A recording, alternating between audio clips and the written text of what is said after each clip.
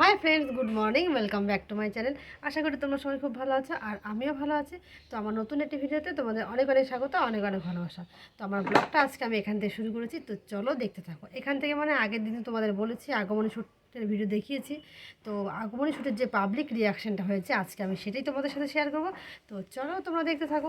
দেখো, video shoot করতে করতে আমাদের অনেকটাই দেরি হয়ে গেছে, একদম সন্ধ্যাই হয়ে গেছিলো, চারিদিকে একদম অন্ধকার হয়ে গেছিলো। তো কিচ্ছু করার ছিল না, কারণ আমাদের যেতে অনেকটাই দেরি হয়ে গেছে।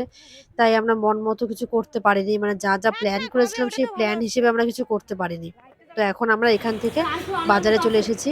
এটা একটা দাদার দোকানে এসেছিলাম, এখানে বসে কিছুক্ষণ গল্প করছিলাম। দেখো আমাদের মা দুর্গা সোনার দোকানে বসে আছে।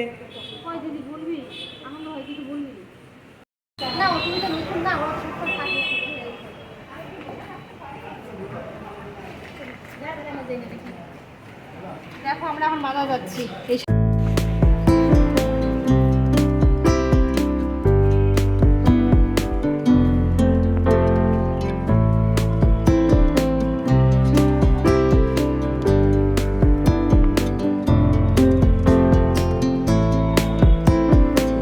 দেখো আমাদের মা দুর্গা বাজারে ঘুরে বেড়াচ্ছে। বাজার টোটো করে ঘুরতেছে দুর্গা। মানুষের রিয়াকশন দেখো।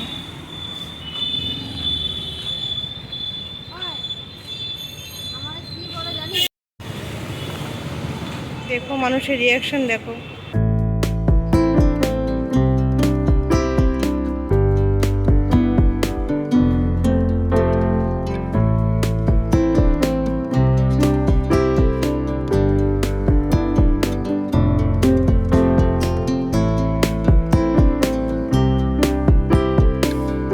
আমি সামনে আগিয়ে গিয়ে একটু দাঁড়াতেই একজন মহিলা এসে আমাকে জিজ্ঞাসাই করে ফেললো যে আমার শাড়ির ব্যাপারে আমি কি করছি এখানে। তো দেখো উনি আমাকে অনেক কিছু জিজ্ঞাসা করছিল আমাদের।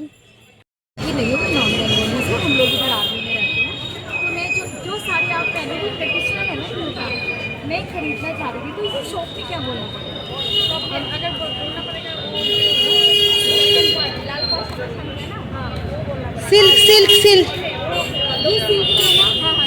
ये किस रेट तक की होगी वो तो मैं कैसे अंदाजा दे सकती हूँ। हम लोग को ये साड़ी खरीद के लिया था जब ना और फाइटिंग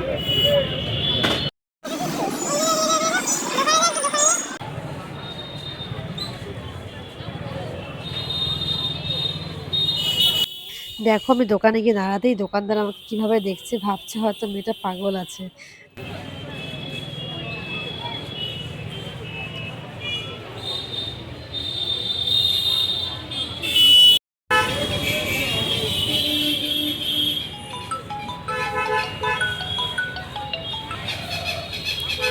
হ্যালো।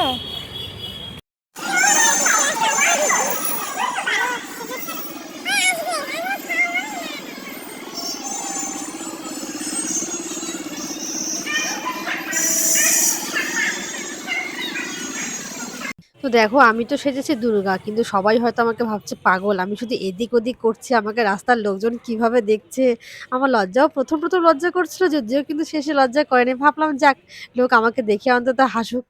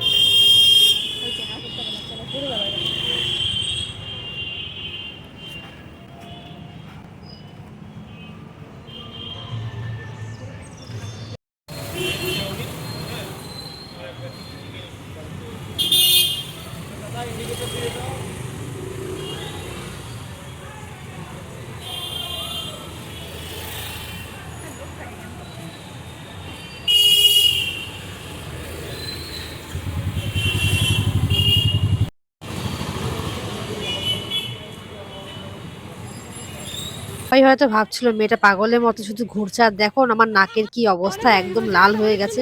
আমার সাথে যারা ছিল আমাকে কেউ বলেনি, এত পাজি ওরা। আমার আসলে হাতে তো আলতা ছিল, তো আমি বারবার ঘাম মুছছিলাম। বাড়িতে এসে দেখি নাকের এই নিচটাতে একদম লাল হয়ে আছে।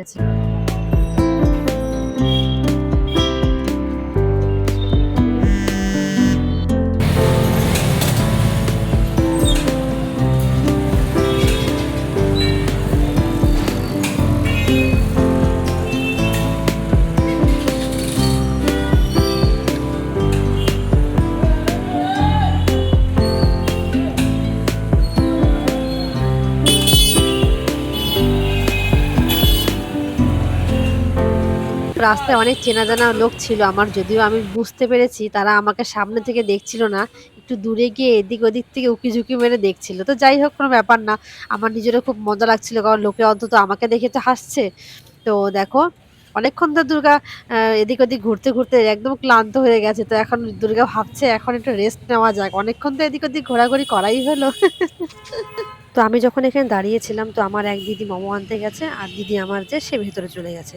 তো ওই দিদি এসে আমাকে বলছে, তুমি কেন এইভাবে দাঁড়িয়ে আছো এখানে? কারণ পাশে একদম পেঁয়াজ কাটছিল, বলছে তোমাকে এমন ভাবে দেখছিল মনে হচ্ছিল ওর হাতটাই কেটে ফেলবে।